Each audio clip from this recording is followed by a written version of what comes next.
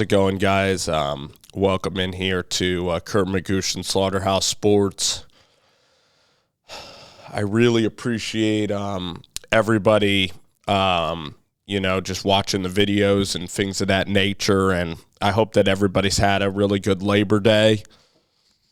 I've been a little bit busy, but also combination just a bad cold and stuff, but, most of the time I'm going to have my videos up probably Sunday night or Saturday night, especially for like a couple of games. I mean, that's the way that I believe that this channel's going to work. Here, give me 1 second.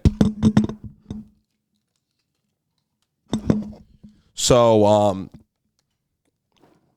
the way that I believe the channel's going to work is I'm going to highlight the biggest games, and there's a couple of teams like Oregon that we really cover on this program, Nebraska, Southern Miss. Like, I know their staffs and really like their coaching and how it's going. I'll probably cover a lot of their games too, but let's talk about Oregon. All right, let's talk about this game.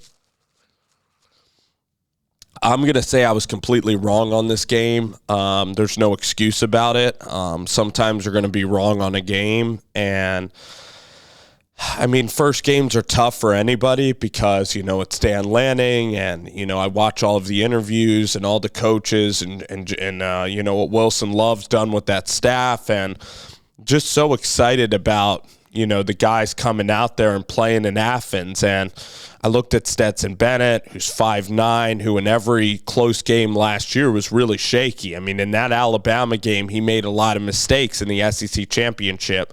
Against Michigan, he managed the game. They had James Cook, they had Zamir White, they had guys that you can hand the ball off to, and he was, he game managed the game and would make a couple of throws every game. In fairness to him, he's now a weapon. He is big time now. He's improved. He looks like the most improved player other than Anthony Richardson in all of college football. So, Stetson Bennett, I mean, this could be a meteoric rise in play for him. Like, he could literally be in the Heisman conversation. He's older, so sometimes, when you got a 24, 25-year-old guy, it can sometimes click. And with Todd Monken, who's done a brilliant job of they really utilized motions in an unbelievable way, and they got favorable matchups on the outside. So they were throwing screens, they were throwing a bunch of curls on the outside, and Oregon guys just couldn't tackle. They couldn't tackle.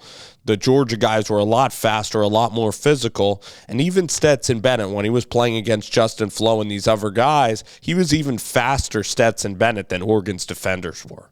So, I mean, the talent in the game wasn't even close. It was awful. I mean, Oregon's defense in this game, you expected Dan Lanning to apply pressure and to, and make things happen and make Georgia uncomfortable. The game wasn't even a ball game. I mean, that's the thing about it. Like, some people are going to blame Bo Nix for this game, but literally Bo Nix could not win because, I mean, at every position, Georgia's guys were just so much faster, so much better. I mean, they're playing a different sport. I mean, it was a varsity team, and it was high school junior varsity. Or, they made Oregon look like a high school team. I mean, 28-3, you never make them punt. You never get a 3-and-out. You never get a stop. You never get a negative play on defense. I mean, that game's just sickening to watch. I mean, at halftime, I had to turn the game off. It was pitiful. Pitiful game. So Oregon, if they're going to compete for a national championship, it's going to be very hard because you got to dominate the West Coast, and then there are going to be defensive linemen that you are going to want to get from the state of Georgia and Florida. You look at some of the best football players in the country. It's Florida, it's Texas. A lot of them are in the South. And in California, there's really good skill guys. I mean, there's some really good defensive players, but I mean, Kirby Smart, ever since he's won that championship, Kirby Smart has taken this program, and they're right now currently they're on Alabama's level.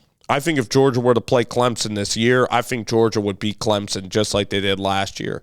So the program has taken a step up. They've put in the recruiting classes together. They're a machine now like Alabama.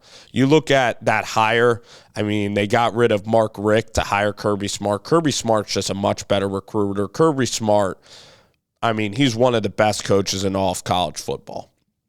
I think that when you look at the college football world, Kirby Smart's probably the second best coach to Nick Saban right now in college football. I mean, you could look at Ryan Day, but Ryan Day doesn't have the same defensive ability that Kirby Smart does. Kirby Smart hires Todd Monken. I think that Georgia would beat Ohio State again.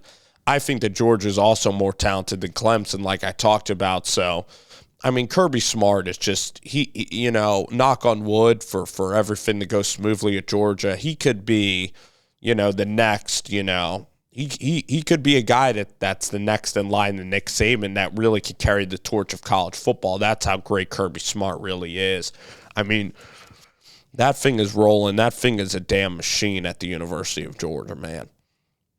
That's a damn machine. And for Oregon, I think Bo actually spun it well. I think Bo has a bigger arm than Ty Thompson. I think Bo actually was very accurate in the middle of the field. I think Dillingham did a lot with motions to move the ball, and they moved the ball against a really great defense. So, a terrible pass, a couple terrible plays from Bo. I mean, obviously forcing that into triple coverage when you're really humming like that. I also think that Dillingham there to keep Bo throwing the ball. I mean, the more chances you're throwing with Bo like that, you got to mix it up by running the ball in between the tackles. That's where I get on Dillingham. I mean, maybe he called a screen, but still, you got to stick to the run. You're down by that many points, but you can't just abandon the run like that.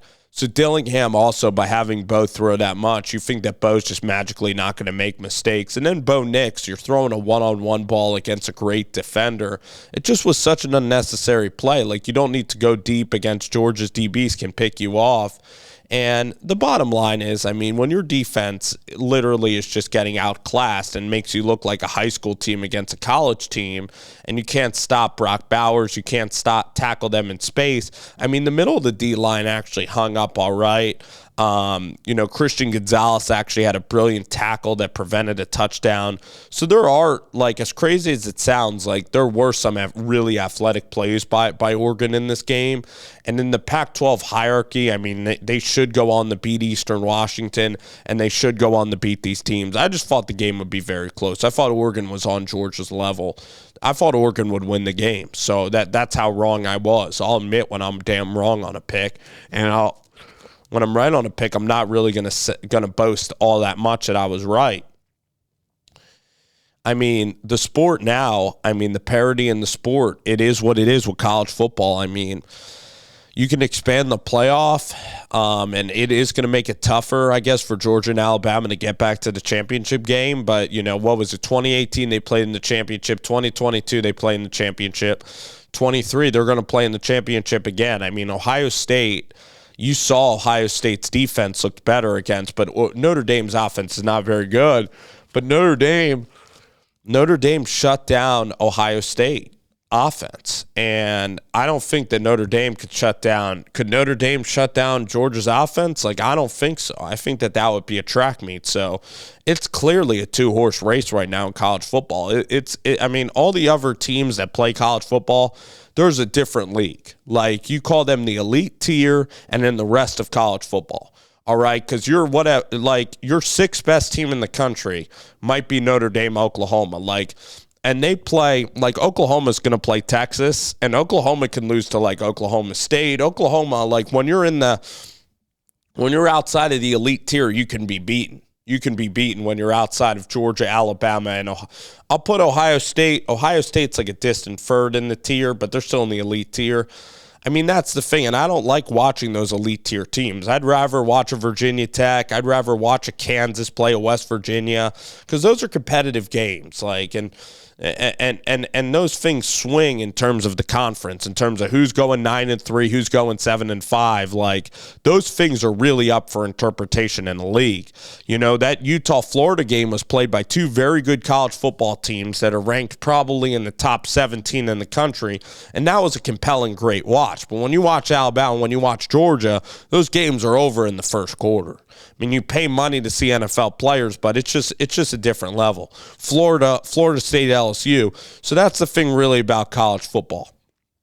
And maybe it sounds like I'm complaining. I'm just stating fact. So the point is, it's a great challenge. You know, if you're A&M or you're Oregon and you have the ability to recruit your USC, are you going to be able to get these defensive players that can really compete? Or is your offense going to be so dynamic that you just don't fail at all, or you're able to get them off the field somehow and beat them in a shootout? I mean, we've yet to see them be challenged. So I don't think Georgia's going to be challenged by anybody in the end. I mean, could Anthony Richardson challenge Georgia? Could Tennessee challenge him? We'll have to find out. And is Oregon going to go up against Eastern Washington and only beat them by 2 scores and then lose to BYU?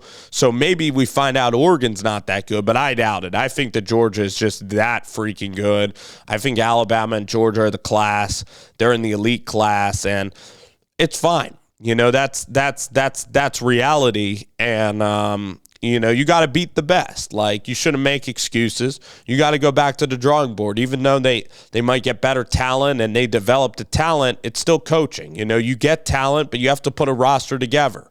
So Georgia got the talent, but they're improving their talent every year. Like, Stetson Bennett's better. Nolan Smith is better. Like, even their great talent gets better every year. That's coaching by Kirby Smart, Nick Saban. That's coaching by the best of the best, Ryan Day, Dabo Swinney. Not only you have to get the talent, you have to make them stay. And at Georgia, all the guys stay, too. There's no one who transferred out. I mean, it's an incredible program. And Kirby Smart is better than Mark Richt. He might not be as nice of a guy as Mark Richt, because Mark Richt's one of the nice guys in all college football, but that hire is probably the best hire in college football in the past 20 years is Georgia hiring Kirby Smart. And that's going to be the best hire in 20-year cycle is that happening, hiring a Nick Saban assistant. Because even Jimbo Fisher at Texas A&M, they're recruiting well on defense, but offensively, they are a freaking mess. I mean, Haynes King, they are a mess. But for Oregon, back to the drawing board, improve, try to win a Pac-12 title, try to get into the playoff. You know, if you get into the playoff, you're probably going to get beat bad. But you got to try to win a Pac-12 championship. You know, Utah lost, but Utah's a very good team. I'm impressed, actually, by Utah in the loss. I think Florida is very much improved. I think that Richardson kid is just next level good. USC is going to be a really fun battle. I mean, Caleb Williams he's really improved as well. Like, he's taken a step that I didn't even expect. So, man, it's going to be a hell of a battle in the Pac-12 for Oregon. You turn the page on this game. There's nothing more to say other than you don't have the players. You're 2 notches below. It's going to take 2 or 3 years to really compete for a national championship. But you try to win a Pac-12 championship, and a Pac-12 championship is going to help you, you know, get those players and get the trajectory rolling at the University of Oregon.